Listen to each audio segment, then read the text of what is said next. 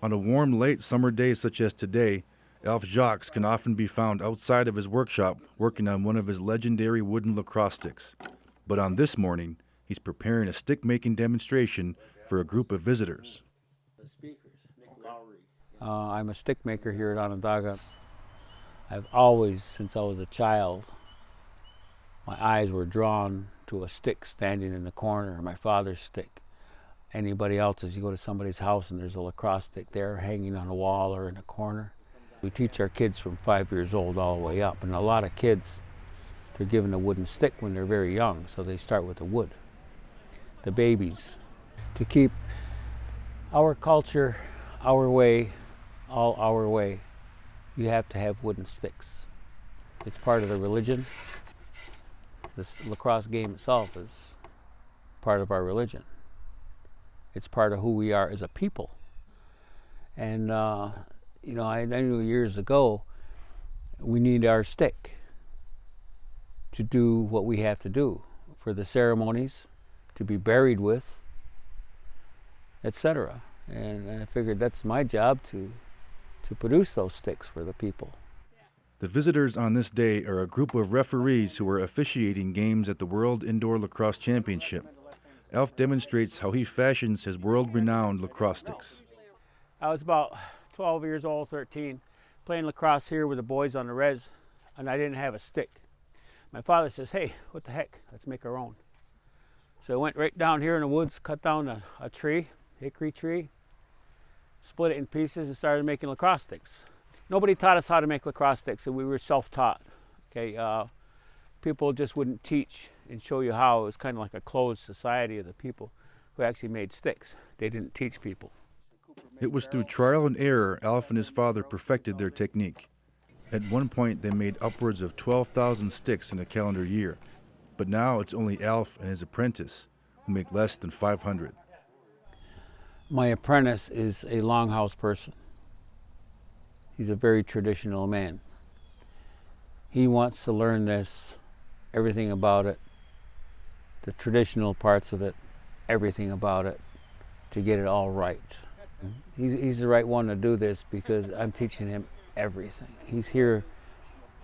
Other people can come, like a Mohawk guy come down from up north. I teach him how, give him a couple days of training, 2 or 3 days training. He'll come back again for another session or two. And I tell people, I can show you this, but you're going to learn when you go home and do it yourself. Traditionally, I like hickory, and I use shagbark hickory. Hickory is sort of like a sacred tree, like the maple is sacred. And the hickory is a strong, good material.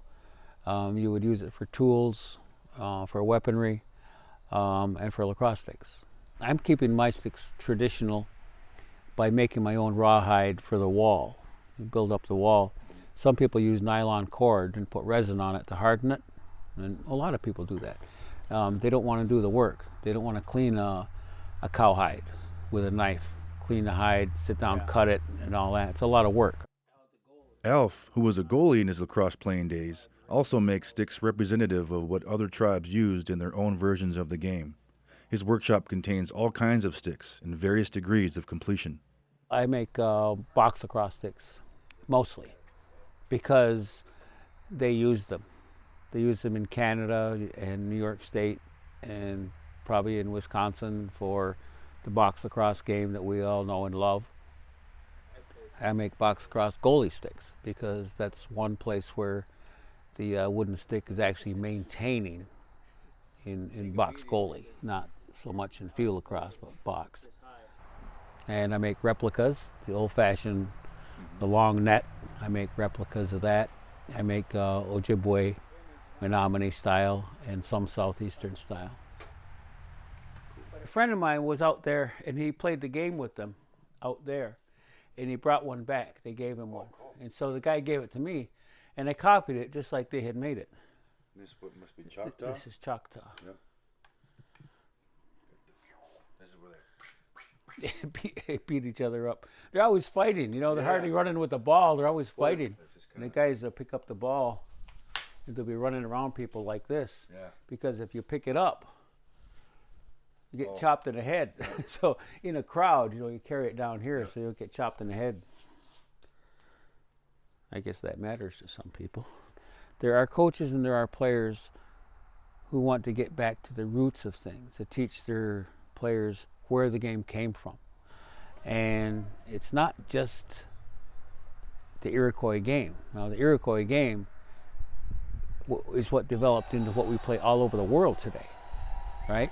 That's the Iroquois game. But then people don't know that there was Choctaw, Cherokee, Menominee, Miccosukee, Seminole, Creek. They don't know about the other tribes that had their game, the two-stick game, the one-stick game in the Great Lakes. This one is northern Minnesota Ojibwe, and people want to know that. When they see this, their eyes just open up. It's like, wow, really? I thought it was just this. No, it's bigger than that. It's bigger than that, with a whole lot more people, a lot more tribes over a bigger area.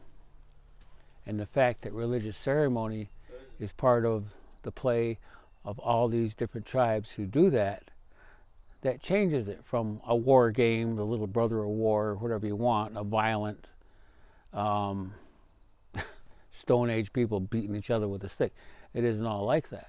And it opens people's eyes and they realize it's a lot more. And they kind of feel it when they're playing, that it is more than just a game.